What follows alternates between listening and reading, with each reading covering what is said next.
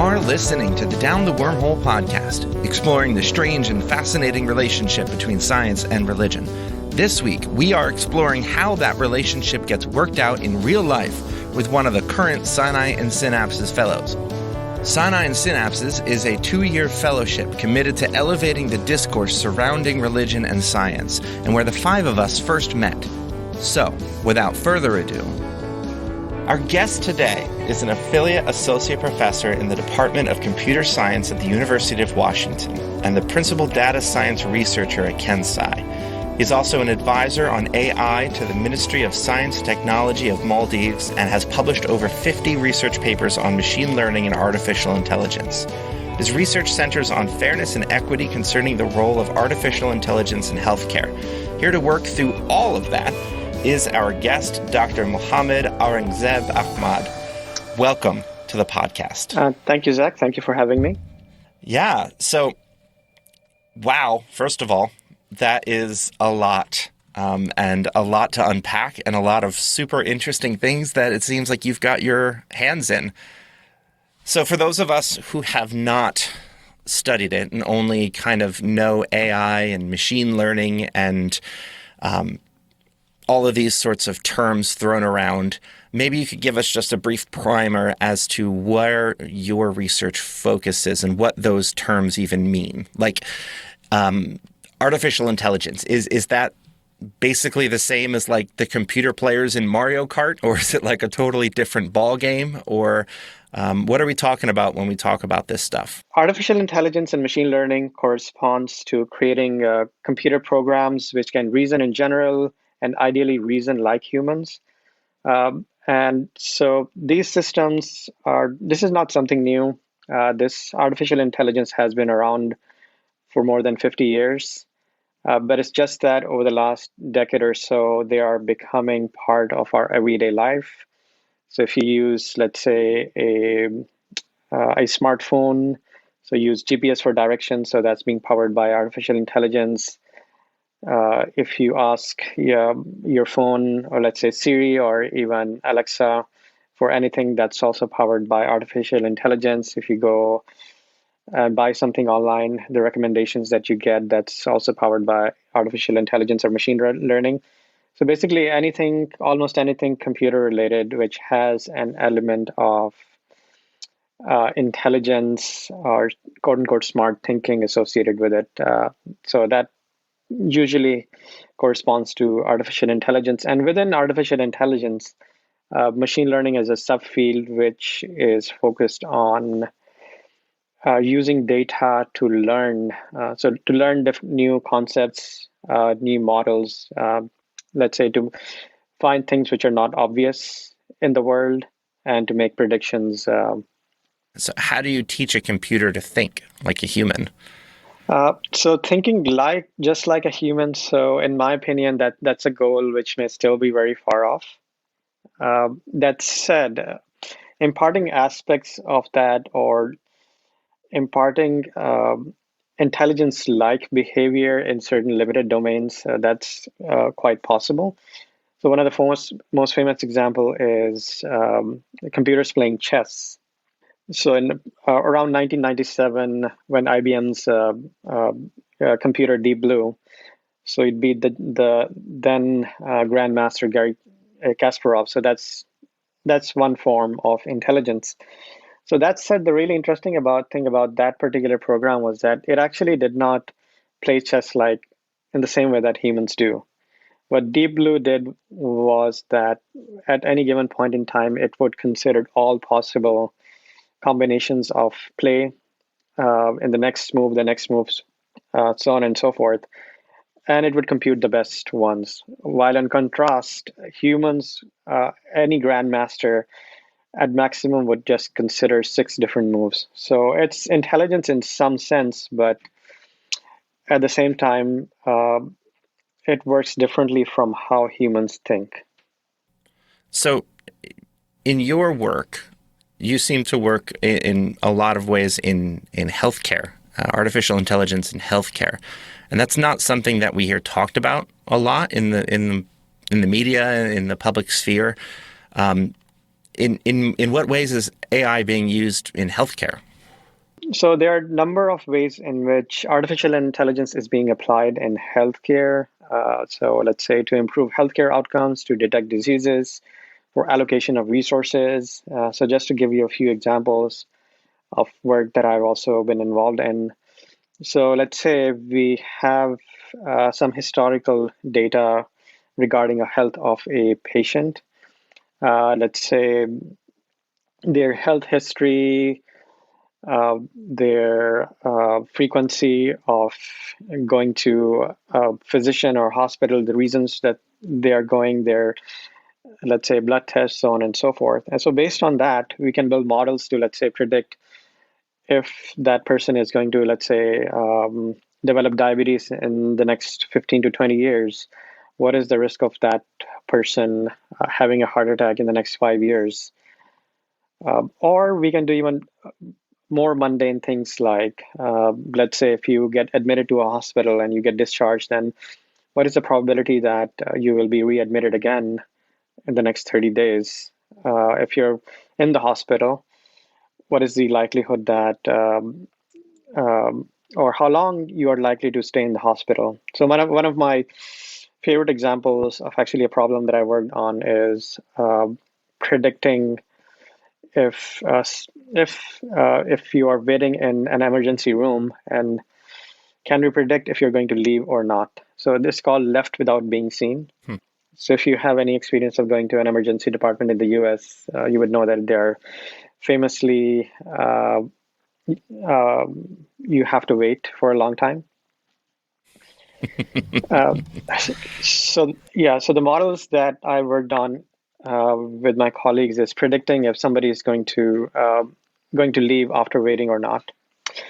So feedback that we got from one of these hospitals is that so the nurse told us that so the for our models, so the end user, they see a dashboard which tells them is the person at high risk or low risk.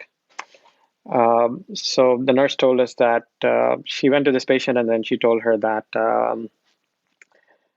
because she was showing up as a high risk, that it's just going to be a few. So she prioritized her and told her just going to be a few minutes. So you don't have to wait that long. And then the patient said, "I'm glad that you told me because I was just about thinking of leaving." So in this case, these models, they anticipate even indirectly human intentions.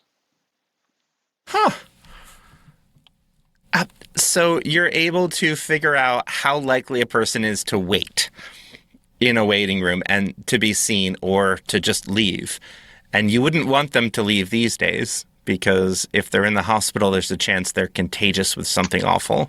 Correct. And within that, there are some additional factors that I would say society as a whole, we don't get enough chance to talk about. So for example, so it's not just enough to have a model which is, say, highly accurate overall, because all models are going to be wrong in some way, because there's no such thing as perfect model being right all the time. So what an additional analysis that we do, especially in my group, is look at how well the model is doing across different dimensions of, let's say, gender, of race, of ethnicity. So to give you an example of one such hospital that we worked in the Midwest was that, so for this particular problem, left without being seen, it was disproportionately people in minorities, so African Americans, who were leaving. So one thing that you could say, well, your model is really accurate. So that's one way to look at it. But the second way is that it's not sufficient to have a model.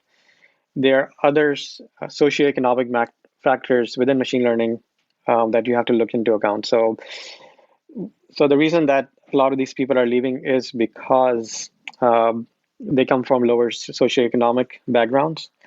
And so people have to go back to work. They cannot get time off from work. Or let's say in many cases, they are, let's say, a primary caregiver. So they cannot be away from the person that they're giving care to. So you have to think about and incorporate these external factors in your machine learning model so that, let's say, if you're dealing with let's say people who are disadvantaged in society, they get prioritized within these machine learning models. It strikes me that a lot of our ethics as humans comes from our religion, our social systems, and across the world we have different ethics and we have different ideals and things that we hold on to dearly. When it comes to working out things like discrimination in AI and ethics connected to it, how do we work that out? Whose ethics gets priority, who's in the room and who's not, and how do you tease this out in a global society where these sorts of machines are making decisions across cultures? Yeah, so that's an excellent question. So this becomes extremely complicated when you have to think about different stakeholders. So first, if we just think about different cultures and cross-cultural differences, so there's a famous study which was done by a research group at MIT just a couple of years ago, where it's called the moral machine experiment. So they asked people across the world different questions related to a particular scenario where, so it's called the trolley problem, which is that, let's say you are controlling a liver, and on the other side of the liver, there are people in a car or in a trolley, and so you can move it to the left or right. On one side, let's say there's an old woman, and on the other side there's a small child. So there's just enough time to save one versus the other. And there are different variants of that. Instead of one person, if there's, let's say, three people, or let's say one side there's a criminal, so on and so forth. And what they discovered was that people in different parts of the world answer differently with respect to who they should save. So what they found was 2 or 3 clusters. So just to oversimplify things, but it's a good oversimplification. In general, in Western cultures, people opt to save the child. But in Far Eastern cultures, especially those influenced by Confucianism, people tend to save the old person. So intuitively speaking, as let's say Westerners or Western educated people, so we may have we may think that it's a universal human intuition to save the small child, but it turns out that it's actually not. So that's one complication. How do we think about these things which we think that are universal and moral intuitions? And sometimes they are not. That is not to deny that there's no such thing as universal moral intuition. So that's one part of that. The second one is that so we also have to think about the different stakeholders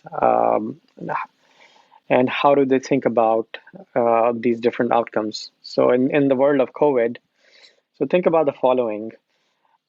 So one problem with COVID is that when a large number of people get infected, it overwhelms the healthcare system because there are just not enough beds in the ICU. So the real moral dilemma that one has to deal with is that suppose the capacity of a hospital is 100 ICU beds, and there are 500 patients who are expected to come. So you have a machine learning model which can predict that in advance. So now how do we prioritize which patients we should admit? So even without machine learning models, the human physician, she has to make a call. Out of these 500 people, we can only admit 100 people because there's just limitation of resources. But one thing that machine learning can help and AI can help is that it can do better risk stratification, which is another way of saying that the probabilities that it can give us would be better in terms of people that we can save. So even if it's an improvement of 5%, maybe we can save 7-8 people more in this particular population. So that's still a win. So to summarize, this is not like a straightforward, obvious problem. I mean, you're talking ethics. There's no such thing as a straightforward answer to that. I mean, I'm seeing this right now. Our hospital, our local hospital, is past capacity. They've got, if you walk into the ER, the wait time's over 12 hours. And then once you get into the ER, they'll probably put you in a bed in a hallway and you'll wait another 12 hours. And I know that I had a member of my church who had double lung transplant recently and all kinds of problems. And his wife was worried that he was dying, and he waited about a day before he was able to get treatment. And then they sent him home far before they should have, but because they had to make room and there were no ICU beds and they needed to keep it moving because obviously you don't want just a whole bunch of COVID positive people sitting around in the waiting room. And so they've got tents outside, and it's a big kerfuffle out here in Reading. And I don't know how much of that is human decision and how much of that is being aided by computer systems. They don't really tell you that at the front desk. But I hear a lot of anger and rage from the people who are negatively impacted by this, like this woman whose husband has been through this. And I wonder what the difference would be in terms of the way that they're experiencing this trauma and the way they're able to process it, and the way they're able to form their blame to help them feel better if it were a human decision from like the nurses at the desk who are doing triage versus an automated system. If one would give them more comfort than the other to know that they could just blame a cold and heartless machine, or if there was a human that they could blame, which one of those would sit better with a suffering human consciousness? Which would you think? So I would actually dissect this question across a third dimension. So which is that, so a lot of people tend to think that, so data, so information about the world, so it's neutral, algorithms are neutral, computer programs are neutral, AI and machine learning is neutral. Well, in reality, that's almost never the case. So any data which is related to or touches the human world, it's biased. And so even machine decision making is informed by human decision making. So I'll illustrate that with a very extreme real world example. And this even predates the use of machine learning. So in the US, ever since the early 80s, in some jurisdictions, when judges are handing out sentences, so they get an additional data point, additional input from these what are known as scoring models, which predict let's say the possibility of recidivism. So this particular person recommitting a crime. So for the longest time, it's been used, so almost 40 years now. So around 5 or 6 years ago, so there's this organization called ProPublica. So they got hold of these decisions, these recommendations from this model in a county in Florida, and they audited these models. So what they discovered was, and so these are algorithms, so they are supposed to be neutral. But what they discovered was that these models, they were predominantly recommending longer and harsher sentences for African Americans versus everyone else, except Native Americans. Also recommending harsher sentences for Native Americans. And not just that, but these computer models, they were also wrong more often for African Americans as compared to, let's say, white. So by that, what we mean is that, so for African Americans, these models were saying that, oh, this person is high risk, and they're going to reoffend. But in reality, that more than half of the time that was not true, and also vice versa. So then the question comes then, well, these are supposed to be data-driven models, so how is it that they are biased? So it turns out that for any algorithm, for any machine learning model or AI model, If you give it biased data, then you'll get a biased model. So by biased data, what we mean by that is that because for this particular county, historically speaking, the judges, they were biased against African Americans. So for the same exact crime, the African Americans were giving lower sentences. So this model, although race was not an explicit factor, uh, it was still using the past data to build a biased model to make biased recommendations. And I mean, this is an extreme example, but even in healthcare, we do see examples of the sort uh, where these models make biased decisions. And even in like pre-machine learning and AI days, and to give you another really extreme example, there is a famous study which was actually sponsored by NHS in early 1980s on studying the effect of breast cancer and I believe also uterine cancer. So enrolled more than 1,000 people. None of them were women. Wait, Yeah, what? exactly.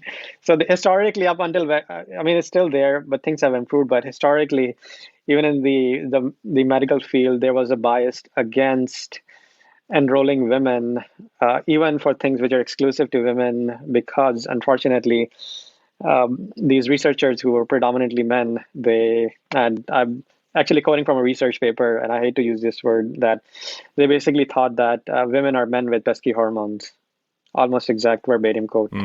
So that biased these results um, against women and also retarded the growth of medical science. Things have improved.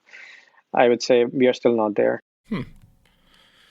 Yeah, that's a very old problem that the people who have been dealing with it have been telling us is a thing for a very, very long time and are not at all surprised that this is what the data pans out. And so on that line, I was peeking through your Twitter account, as I do, and I noticed you've retweeted something from a friend of mine, Rachel Thomas, who's a mathematician and ethicist. As she had written, "Fairness is not justice."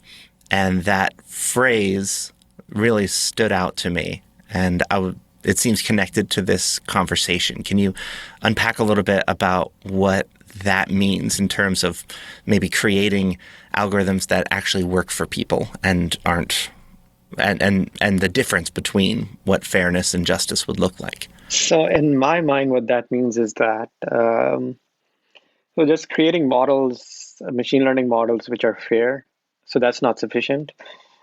So I come from a computer science background, and so in my domain, so people can often confuse the model for the real world. So there's this possibility that I've seen this to some extent that so once you create a model which is fair, let's say across a particular definition of fairness across a particular dimension, then there's tendency to think that your work is done. While in the real world, and especially within the context of healthcare, having fair models, that's not sufficient. So when we say fair models, but let's using a particular definition of fairness, that let's say it in terms of how it treats, let's say, African American populations versus white versus Asian populations. So there are different populations that are treated fairly equally. How well the model does on these different populations, it's the same or almost the same. But just having those models, that's not sufficient because at the end of the day, care is not given by machines. The care is given by humans. And so humans may have unconscious bias. I mean, all of us are biased in one way or the other. We may or may not recognize it. So also taking care of that hidden bias, putting relevant practices into place. So a sister example of the left without seeing problem that I gave earlier is another problem called no-show prediction.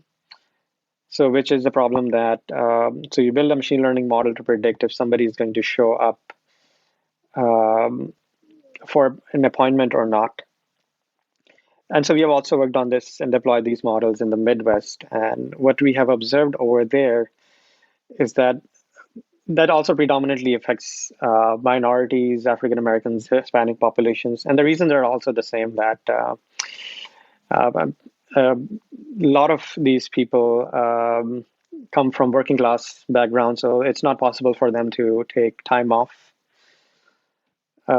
especially during the weekdays. So Yeah. people do not show up, and also public transportation in the U.S. is famously bad outside of New York. Um, so, so if you talk about fair models, then creating models which can identify these different factors why people are not showing up across different populations and subpopulations. So that's one part of the work. Now, for the justice part, in my mind, comes where, well, after you have built the machine learning models, then let's say these data scientists, machine learning experts, stakeholders from these communities, let's say community organizers, and the hospital staff, and even the, let's say the local government, they come together and then they think about, well, how do we solve this particular problem? And one way to do that is now that comes outside of machine learning, which is that, well, one problem is that a lot of these people do not have transportation or not enough transportation in time. So either you provide that, or instead of they going to the hospital, let's say the hospital goes to them, let's say in the form of mobile clinics. Um, so that's, in my mind, that's thinking about mitigating these injustices in a more holistic problem, and not just in terms of, well, we have a model and it has this particular accuracy, 90%, and our work is done. Well, that's, in my mind, that's where your work actually starts, because at the end of the day, at least in the context of healthcare, your goal is to improve healthcare, and not creating a machine learning model which 95% accurate. Hmm. So a lot of your work, it seems, revolves around justice and fairness and equity and ethics. So I have to ask, where does your religious tradition, belief system, upbringing, faith, spirituality, however it is that you define it, does that inform this work at all, or is it a totally separate thing, or does it not exist? I don't want to assume that you are a particularly religious person, because I know there are a lot of folks in the fellowship who aren't. Yeah, so I would say that my background does inform these different factors. So many ethical dilemmas that I see within the context of machine learning, so they have antecedents, let's say in the Western philosophical tradition, also in the Islamic tradition, in the Confucian tradition. So these are the three main traditions I would say that I'm most familiar with.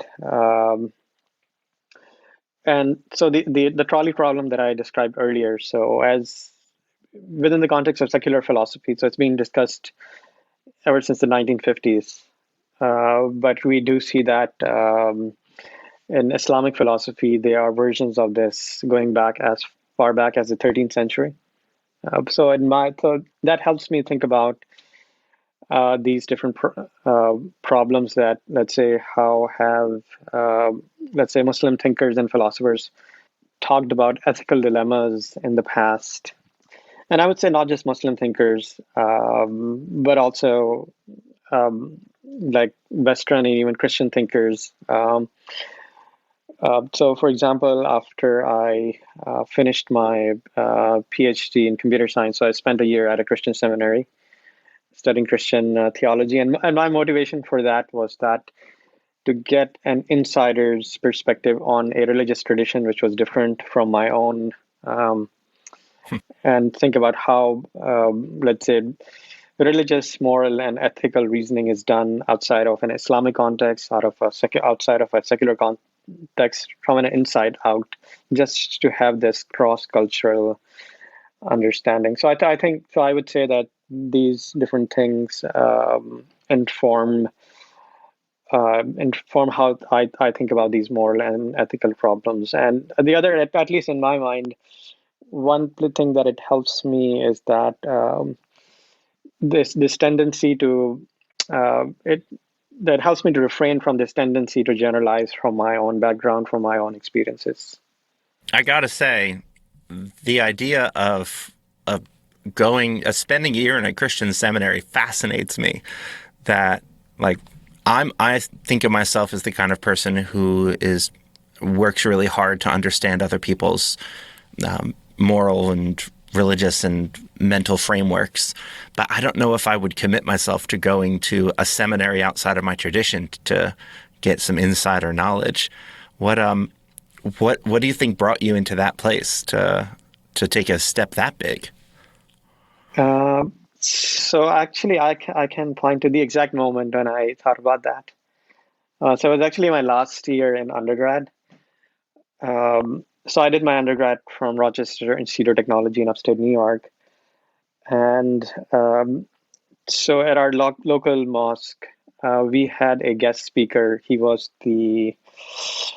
I believe the director of the Islamic studies at the Catholic Theological Seminary in Chicago, Scott Alexander. I believe he's still there. I've only met him twice in my life.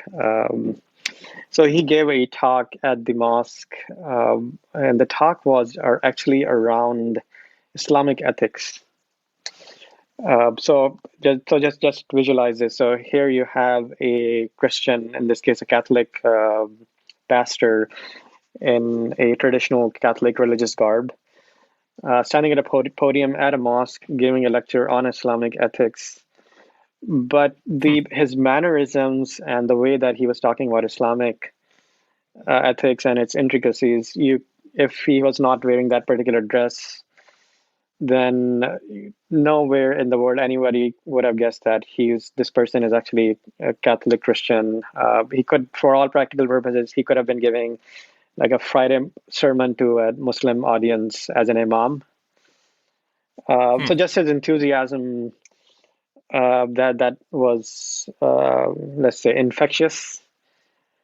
And so during the Q&A, somebody asked him this question that, well, by your experience, you are obviously a Christian pastor. Then how do you talk about the Islamic tradition in such positive and even an internalized manner? And Scott's answer was that you cannot really understand another people's perspective without understanding how they understand themselves. Huh. You can't understand them until you understand how they understand themselves. Correct.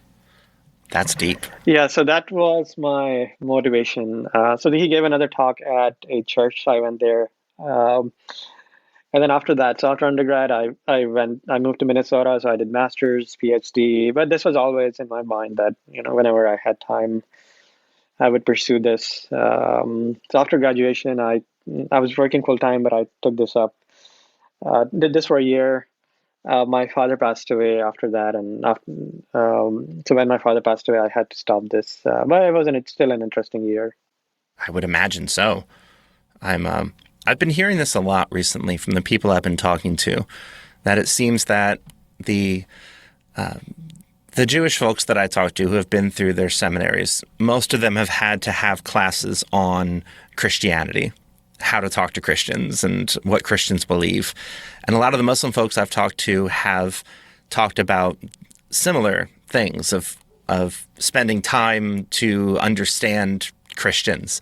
And I know very few Christians who have taken the time to understand other people's religious frameworks and their spirituality. And I imagine there's a dash of colonialism in there and some hint of being in the majority in the West, and therefore feeling like being Christian is default and everyone else has to come to me, and I don't want to go to them.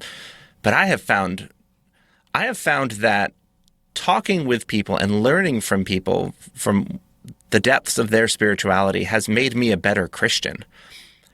I think spending time with hearing Rachel on the podcast talk about Judaism has helped me to understand Jesus better, which I think I've learned more about how to read the Bible from Jews than from Christians, which, I mean, they wrote it, so they should know a bit about it. And I think that the move into this technological world where we're all connected and constantly connected at high speed, and each other's stories are being told and heard and are just so accessible, is creating a world in which Christians don't have to feel that way. Like, they don't quite feel, people of my age and younger, that they are the default anymore. And there's this beautiful mixing and blending, and I think people are getting better. Obviously, there's a vitriolic response to that with, white Christian nationalism and whatnot. That's in its frightening death throes. But I feel fairly optimistic about technology bringing us together instead of tearing us apart. What is it about the future of technology, and maybe specifically in the technology that you work in, that's getting you excited? Like, what 5 years from now are you like, oh, this is going to be really great? So in terms of being optimistic or pessimistic, I would say my perspective is more of middle of the road, which is the more things change, the more they remain the same. Very wise. Yeah, so in terms of, human nature has been the same for the last 200,000 years or so. We just have better tools that we are working with. So that said, if I look at the history of the world for the last, let's say, 2,500 years or so, what some academics call the post or the post axial age, so the time of the great prophets and the new philosophies and religions like Christianity, Judaism, Hinduism, Buddhism arose around that time. So I do see this pattern of globalization and backlashes against globalization. So in my mind, globalization is not a new phenomenon. It has been going on since then. Ever since the large number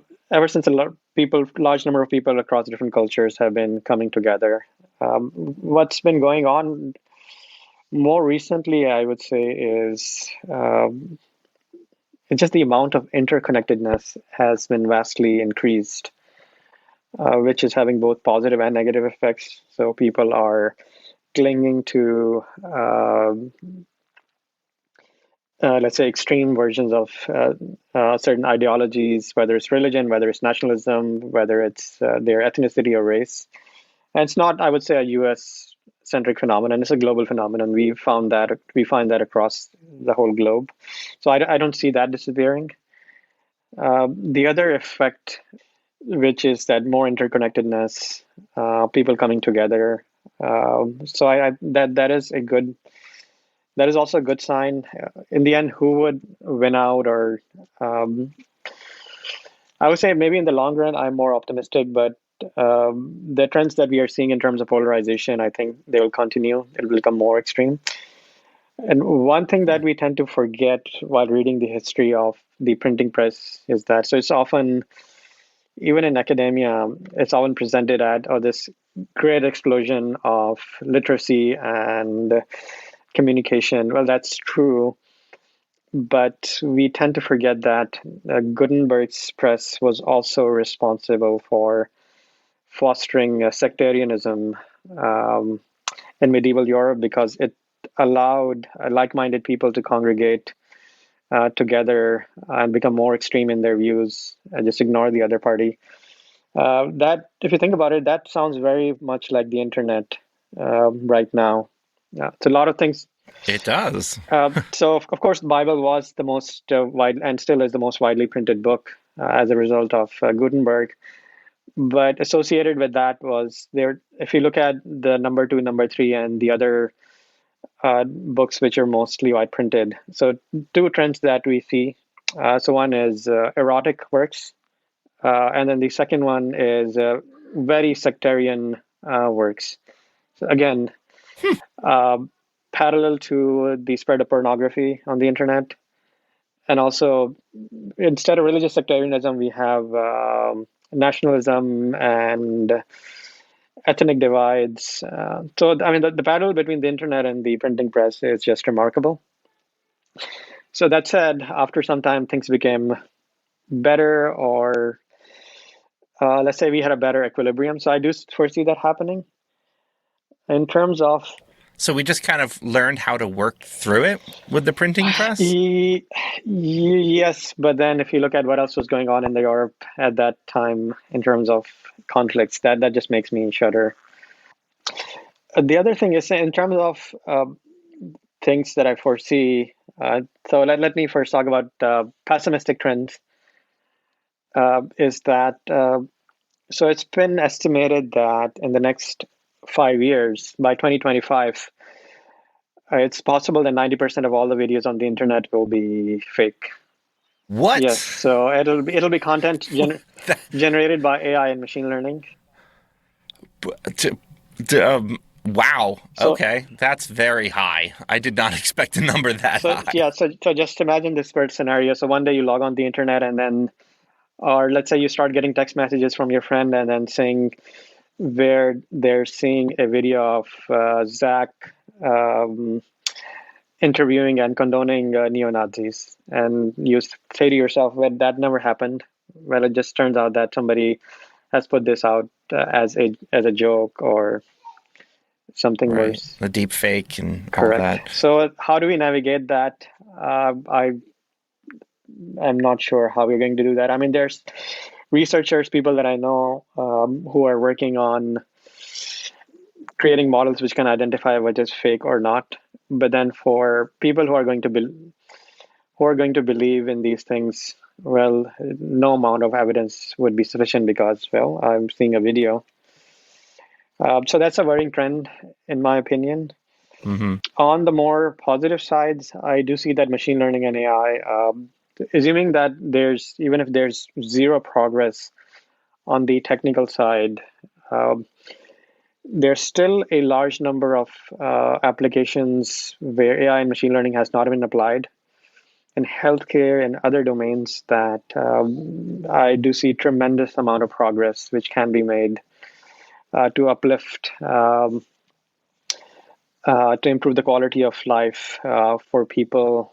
Um, so that possibility is definitely there.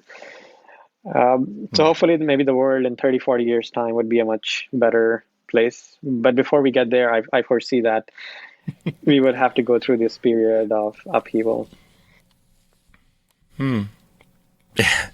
It's striking to me that we create a technology and we see an uptick in sex and violence. Because, like, is that not just the most chimpanzee way of thinking? That we get a new toy and this is what we do with it, because deep down inside, we're still just really fancy apes. I'm so glad you told me this. It's also, I mean, it's worth noting that the iPhone is only 13 years old. So we think about these things in the internet age as if we've been here for a while, but we're still figuring out the ethics as we go, right? Right, and I still remember like the original promise of the internet, and the early days. I'm talking about, at least given my age, like the mid '90s to early 2000s.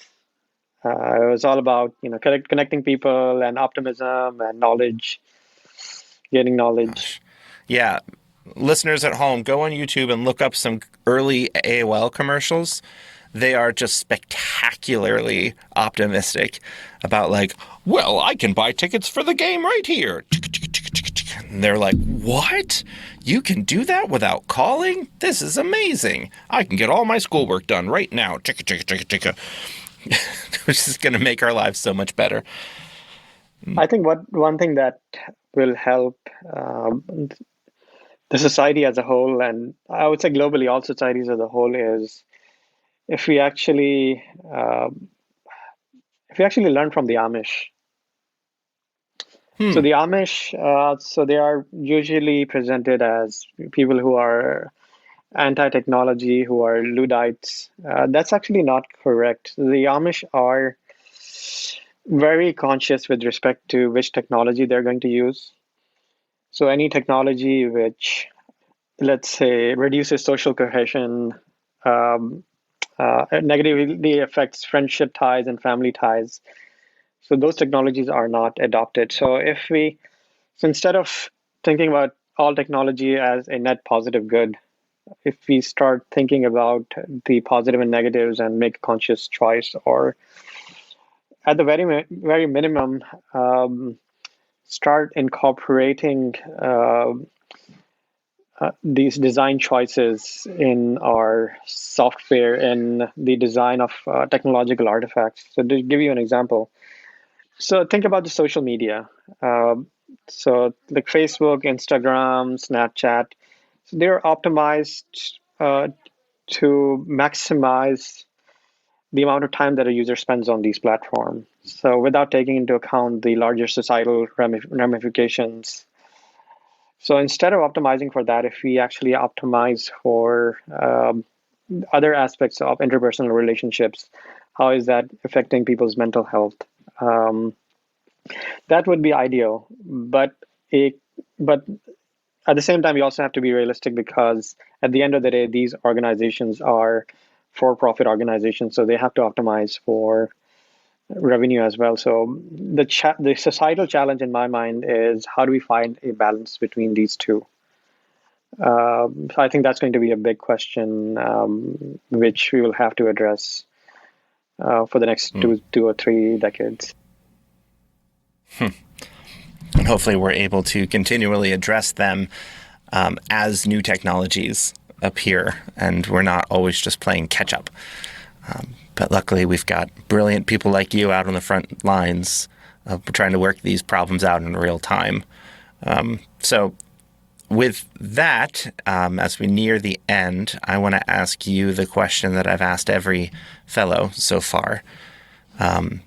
And that is, what is one thing that you wish everyone knew about the world?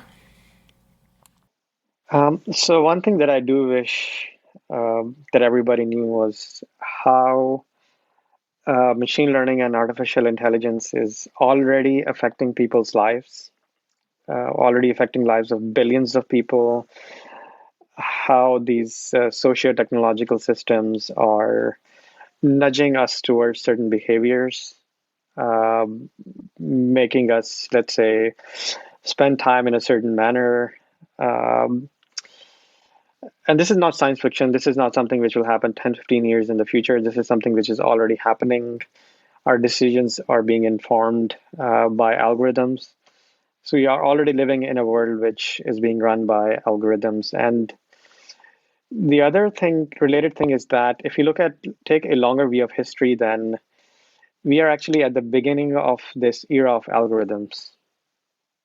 And we will be much more integrated in the socio-technological system 10, 15, 20, or 50 years from now. So this is the time for us as citizens to get informed and to make decisions. And you don't have to be technical to do that. Because once things become part of the infrastructure, it's just extremely difficult to change these things. Well, that's something to think about. Thank you for that. And thank you for taking the time to come and talk with me. And it has been a pleasure, Mohammed. And thank you for the work that you're doing as well. Thank you for having me. It was my pleasure to talk to you.